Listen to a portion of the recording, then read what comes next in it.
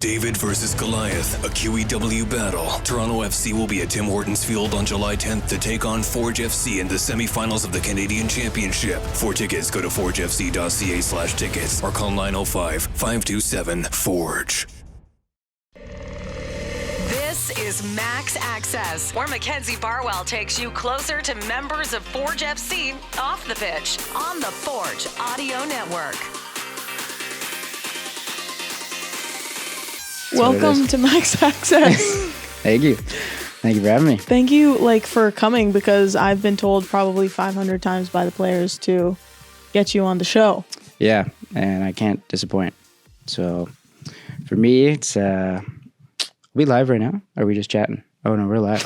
This is how it goes though. This is I the don't flow know. of the I haven't been in these before. Yeah,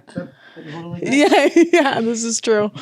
No, it's definitely weird having a camera face here for the first time. I was just gonna say, this is a little out of your comfort zone, maybe. Absolutely out of my comfort zone. But we watched a few episodes yesterday, so we did. You kind of know how it goes. Yeah, I spoke to Ali about his Caesar, and yes, there's a name for it. The Caesar exclamado. It's clamato juice and like a Corona. Oh right? yes, yeah, but it's called a michelada. Is that what it's called? I say it again. Michelada. Oh, michelada. I like that. You talked to him about it? Yeah, I told him it's the most disgusting thing I've ever heard. Did you talk about the interview, or was it just? It was mostly about the drink. But then you said, great interview, by the way. I'm being featured today. Oh, my interview. Yeah. No, I don't really talk about myself for these guys. That's why I'm so uncomfortable. Well, that's what I mean. Like, sorry, you're going to have to get comfortable with it, because that's what the next 15 minutes is going to be for you. 15 minutes? Is that too long? So long. Okay, let's get into it then. Let's get this going. So for those of you who do not know, Forge fans, Liam is our head athletic therapist here at Forge FC. You've been here for a couple of years now, and that showed through your ability to close the automatic doors we couldn't figure out how to close. Yeah, it shows I've been here a little bit longer than you guys have. Maybe there's some experience next to me. So Liam, let's start by talking about your internship that led you to where you are now. Can you give a little background on how you got to this spot? Yeah, so kind of like how we do a lot of things here at HSG. Did my internship in the season of 2021, so the Winnipeg bubble. Came here, I was a student at Sheridan College in the athletic therapy program. Did a 4-month internship between my third year and my fourth year. It was great. I loved it. The person that was my mentor at the time was amazing. Emily, who's doing her thing at Whitecaps right now, was great. Then I came back after I finished school to get a little bit more experience. And then here I am. We are. Like a lot of the Forge guys, I did like the Sigma pipeline too. Yeah. So yeah, Sigma isn't just about players. You know, we got athletic therapists going through the pipeline all That's the time what I was too. going to say, because when you had said that to me before the interview, I was thinking, okay, wait, you played soccer? But no, let's open our minds. I did also play soccer. At Sigma? Not at Sigma. Prior? Okay, I played yeah. at Oakville and in Burlington a bit too. I like to say like it's me and Kyle Becker that are the top soccer prospects and you to know come what? out of Oakville. It shows. Shows in staff soccer. It does, but I really have to take it down a notch for your guys' skill level. Yeah. You know what play runs through my head rent free is I think it was the cross from to the Brian? outside the 18-yard box to Brian, our strength and conditioning coach, and he just diving header in the middle of staff soccer. We have the film, and I've tried to get it on One Soccer. I don't know why they won't put it on One Soccer. This is what it is. That's ridiculous. But luckily, Brian's got a 5 head, so that ball just bounced right off the top just corner. An unbeatable duo. That is the dynamic duo. Exactly. On the pitch and off the pitch. There's really. 2 other things that stood out to me there when you were giving your little spiel. The first of which is that you started in COVID. You started in the Winnipeg bubble? Yes. So it was a bit of a weird time because like going out of school, like I didn't actually go to Winnipeg with them, but I was here for a little bit before they left and then kind of caught up when the season came back home. Because I believe, if my memory is right, it was like 4 or 5 games in Winnipeg and then teams would come back and you'd play back in your market. So it was a weird experience because, you know, like I did some good work here, but then they left and I was like, yeah, okay. Right. But that's what I got introduced to Sigma. So essentially it was like almost like a blessing in disguise a bit too, because without Sigma, I don't think I'd be where I am right now. Right. So, and you could also build your experience. In exactly. That. Exactly. Interesting. And Sigma is great. Like all the coaches there, all the kids and the players there, it's like one big family, and it's awesome. Yeah, that like seems to be a common I still thing. have my ties there now. Yeah. Right? Like it's just a great time. Had you worked with a professional team prior to Forge? No, I haven't. So I like always grew up like playing soccer and like wanting to be involved. Like even when I got to school, I was like, I know what I want to do. I want to be involved in the professional game somehow. And Soccer specifically? Soccer specifically, Interesting. yeah. And then the opportunity came about, and I was like, yeah, I have to take this. Mm-hmm. And here I am. Now, rightly or wrongly, you are, in fact, the youngest, or were the youngest athletic therapist in North America to be working with a professional team at the time. Yeah, at the time. So I got into my role last year as the head athletic therapist here. So I remember we were talking about it. One of my professors, when I went back to school, was like... Okay, it was a professor. A professor. See, I trust a professor. Yeah. I thought you were just saying some random guy told you you're the youngest in North America. I just rode with it the whole time. Yeah, I was like, I just think we might need to fact check that. Yeah. So, yeah, honestly, I don't know how you can fact check that, but they came to me because they had a lot of professional experience, and they were like, you have to be like the youngest head athletic therapist in like professional sports, at least in like professional soccer.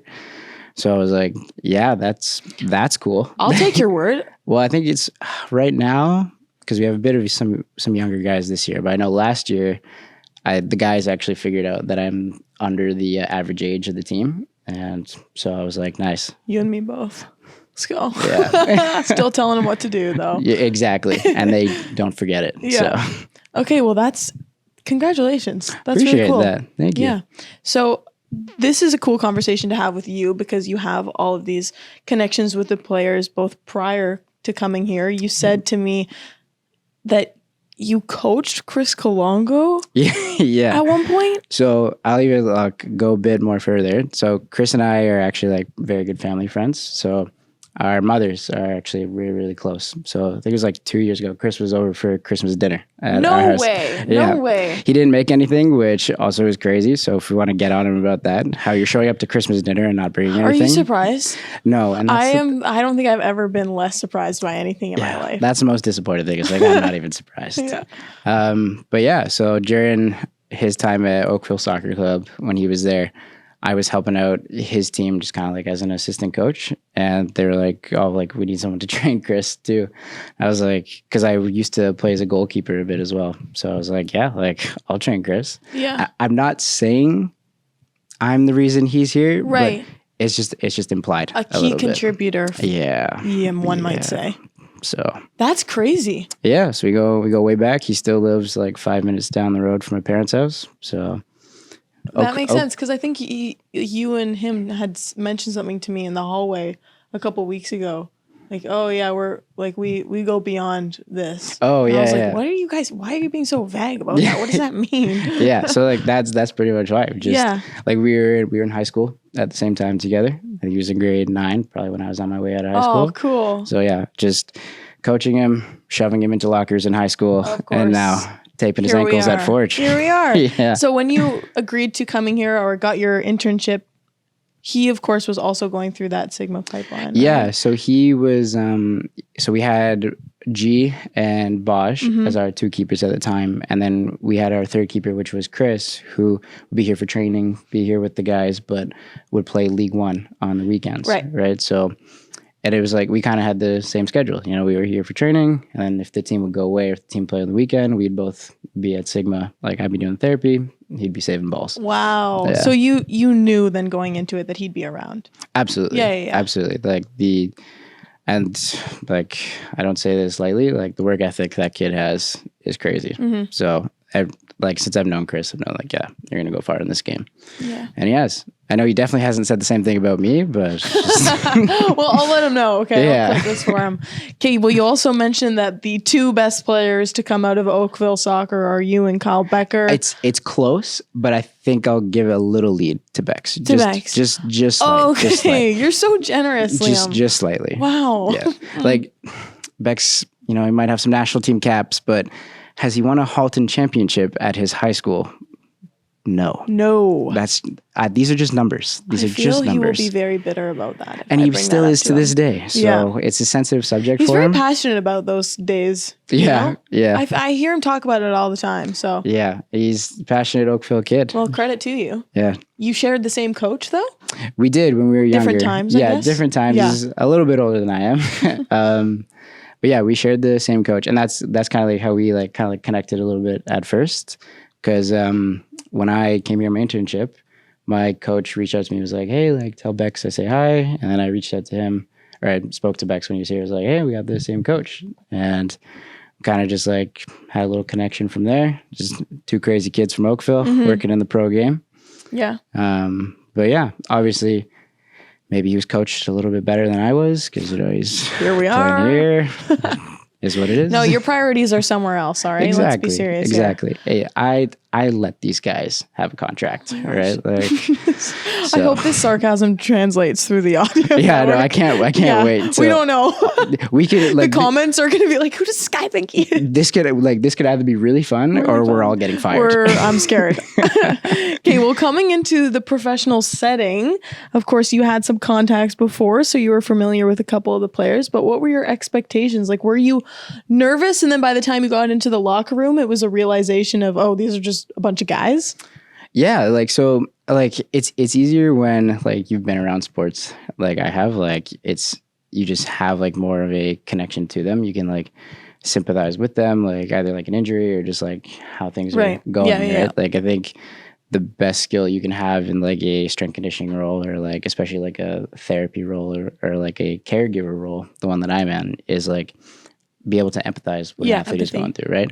And it's not like, again, I haven't played a pro game, right? So I can't really get to a point where they are of how they feel about certain things, but I can see like, hey, I get it, right? Like you're going through a tough time. The best skill I can give you is just show you that I'm here for support, right? But yeah, I actually don't even know what you asked. First question. No, but that's fair. I was just going to say that would have built the connection that you had with those guys a ton, because I was asking how easy it was to get to know these guys and whether or not it was more so than you had expected.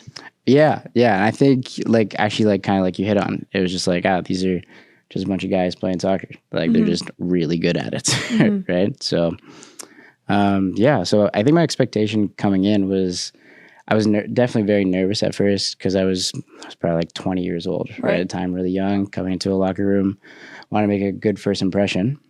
And then when I was here, I was like, oh, like, like I actually get along with these guys really well. Like I can connect with like Chris, like over Oakville, or like just like over soccer, stuff like that. I actually have a funny story. So I think my first week here, we were doing a lot of workouts in the Tiger Cats gym, which is a bit bigger than the one that we have. Nice, okay. And we were doing this one exercise where essentially you put like 300 something pounds on the bar and you're like pushing into the bar like a calf raise, right? Jacob Miller special, who's also our sports shout out Jacob. Shout out Jacob. So Jacob and I are cleaning up, and mind you, there's still guys, they're not working out, but they're just like chatting after the workout and all that stuff. Sure, yeah. Mind you, this is my first week here, so I have like barely no names. Taking the weights off the bar. I don't like where this is going. For those of you that like work out, or if you're doing squats, if you're doing very, very heavy squats, if you have 3 45 plates on a bar, you take them off, usually one on the left side, one on the right side. Do not take them all off at once. On one side. Exactly. Because how physics works is it just tips and makes a massive sound. So if there was anyone standing underneath the bar, I would have been in a lot of trouble and I would have had a lot of work to do too. But yeah, I was taking the weights off the bar and then I wasn't even thinking. I was like, yeah, 1, 2, third one comes off. Boom. Barbell flies what seemed like 20 feet in the air, and weights crash everywhere. Ike, who was the strength conditioning coach for the Ticats at the time, is sitting at his desk being like, what the heck are these guys doing? Oh my gosh, who are we letting in this place? Jacob, who like I hadn't known very long at time, is like, Liam, like, what the heck is wrong with you? Together, bro. Yeah, and so the guys are like... Especially because it's not your gym either. You're in the Ticats. And I was like, oh my God. Who is this Forge intern? Exactly. Wreaking havoc. Exactly. Just agent of chaos over here. And like the guys were like, Liam, like, don't you like work out? Like, don't you go to the gym? Like, yeah, like I do. You're like, trust, I do. I'm so sorry. Oh my gosh. Okay, so there was no one around. Nobody got hurt. In the act. No, just my pride was very, very hurt. And you can't tape pride. Tried, but you can't. Do you think it's built back up by now? Yes, yeah. Okay. Because whenever we're doing stuff like that, I always tell everyone. I tell my interns, be like, one side at a time. Learn from other. Yeah. Yes. Yeah, alternating. Just all about trying to teach people from my previous experiences. Well, thank you so much for opening up and being vulnerable on the audio network. It's how we can connect more, Mackenzie. Yeah. And it's what I'm here for. That's crazy. Only a week into your internship. Yeah. And it was like, and then I remember Bobby came up to me after, again, like I hadn't known Bobby very long. And he was like, what the heck is wrong with you? I've been like, I don't know, coach. We'll make it up to you. Yeah, okay, exactly. well, clearly you did. Yeah. I want to eventually talk about some things specific to players in the locker room to get your inside scoop / insider info. But first, let's get technical for a second, okay? Because I want to give the listeners a glimpse into what your job looks like. So can you go through a day in the life? Sure. So, because you get here so early. Yeah. Oh my gosh. I get here by choice, right? So I'll get here around like 4:30. Yeah, get here around 4:30. Sometimes security have to let me in because my key doesn't work that early in the morning. So I get here around 4:30, pump my tunes, do a nice little workout safely, not crashing anything. Right. And then around like 5:36ish, that's when we start like paperwork. Me and Brian will meet for the day. We'll, depending like what our day looks like, because in this game it's just ever changing. We'll like go over the plans for the day, what guys are doing, essentially like who to watch out for, who's like coming back from injury, stuff like that. Then right after that, we'll go into our treatments. So we'll treat around from 7ish to, I want to say like 8:15 when the guys get here. But if you're injured or guys that just want some work done in the morning, they'll come in a little bit earlier. Then we're out for training. So, or right before that, I guess we're doing taping, we're doing waters, we're getting everything going, and then out for training. What time did the interns arrive? Interns are here around like 6:30, 7ish, between that time. All so right. I'll give them a little bit of a sleep in. Yeah. He's a super nice guy over here. Because they also just won't work out with me. So that's also it. Yeah, 5 a.m. Crazy. Just give them a sleep Crazy. in. It's like they want to sleep in or something. Yeah. Then we'll go for training, watch these guys do their thing. During that time, like if we have any injuries at the time, like I'll also be like working on the sideline using my expert soccer skills. And like I'll take guys like through like return to play stuff, through some rehab stuff that they need to work on. After training, we'll clean up like from the stations before, like clean up our taping stations, get ready for the afternoon. And then we eat lunch, and then probably treating from, I'll say like 12:30 to maybe 2-ish. And then just mountains of paperwork right after. One of the questions I wanted to ask about the guys was whether or not some of them are superstitious with that. Yes. Maybe like pregame or... Yeah, so Bex is the one that's usually like, I got to get some work in before I play.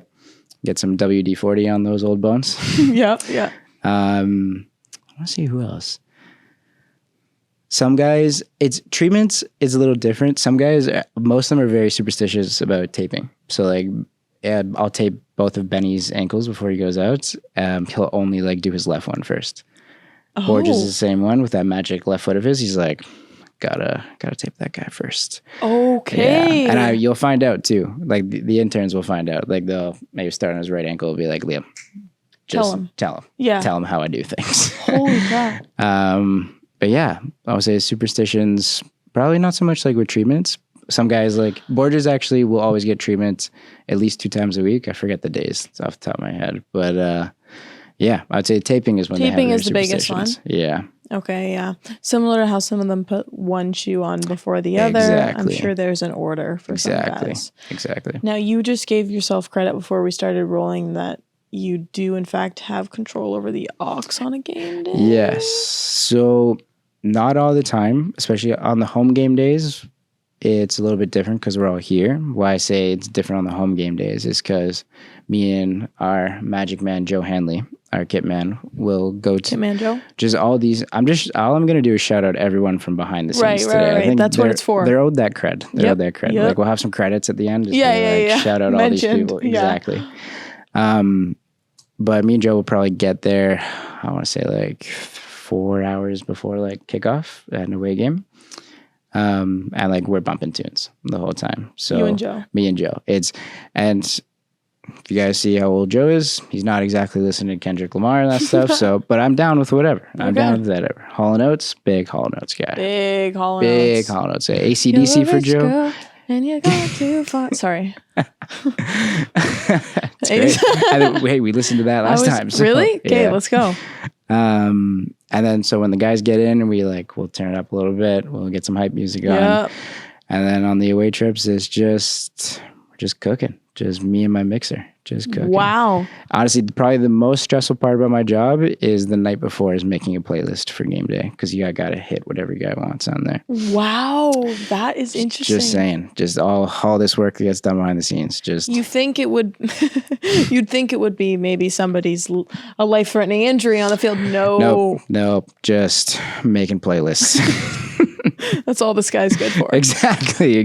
Yeah. So that doesn't, I guess, count for the home games. It's just usually the home games because the guys will be here and All right. we're a little busy with doing treatment stuff on home games. So like I'll let Borges take the aux, I guess. I was going to say he typically is the self-proclaimed. He's quite music good. He's quite guru. good.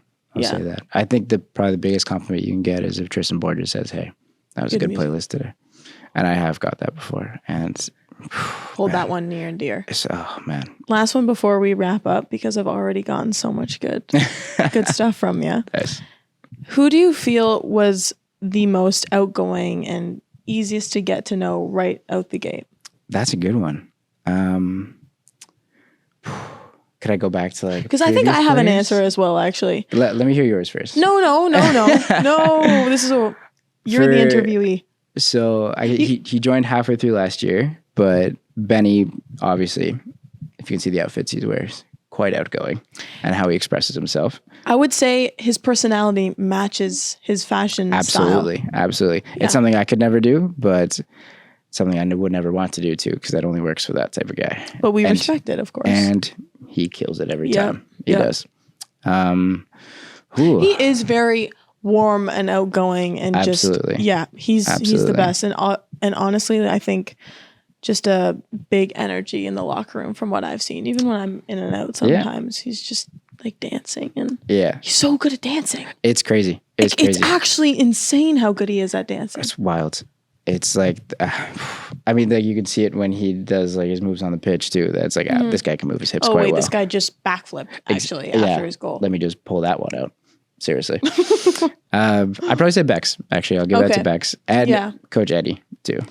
That's a great one. I'd probably say those were the most outgoing because Bex, once he found out I was from Oakville, was just like, here it is, Oakville boy. Yes. And then Eddie is just all about having fun all the time and also being serious. But also like when me and him were talking, like especially when I was a student, I'd say he probably made me feel the most welcomed. Mm-hmm. And it meant a lot from a guy with like that pedigree. Like, of course I knew who David Edgar was, like just being a Canada soccer fan. Another fun fact about Liam, my first ever soccer game that I watched or that I was there for was David Edgar's Jamaica goal for Canada soccer, which was just coaching Chris Kalongo and David Edgar making me fall in love with the game of football. And here you are. And here I am, just a full circle moment, honestly. It's crazy. That's amazing. It's crazy. I'm going to start tearing up over here. Those are a couple great answers, though. I completely agree with Eddie. He makes he's very intentional about wanting to get to know somebody. Absolutely. Yeah, Absolutely. especially off the pitch. So. Because it's so natural for him, too. Yeah, big conversationalist, too. He doesn't give himself enough credit for that, I don't think. No, never would. I was going to say Garv. Garv is a good one. Mm-hmm. Garv is a good one. Garv and we also came in this same year, so we also, I guess, kind of have that connection, too, because 2021 was when U-Sports was when he got picked for the That's U-Sports. Right. Yeah. So we came at the same time, too, so we have that little connection there.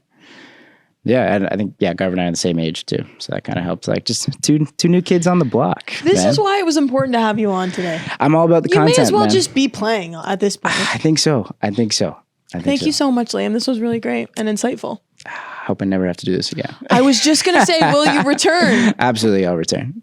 Thank you. Thanks for listening to Max Access on the Forge Audio Network. If you like what you heard, please like, follow, subscribe, comment, and share.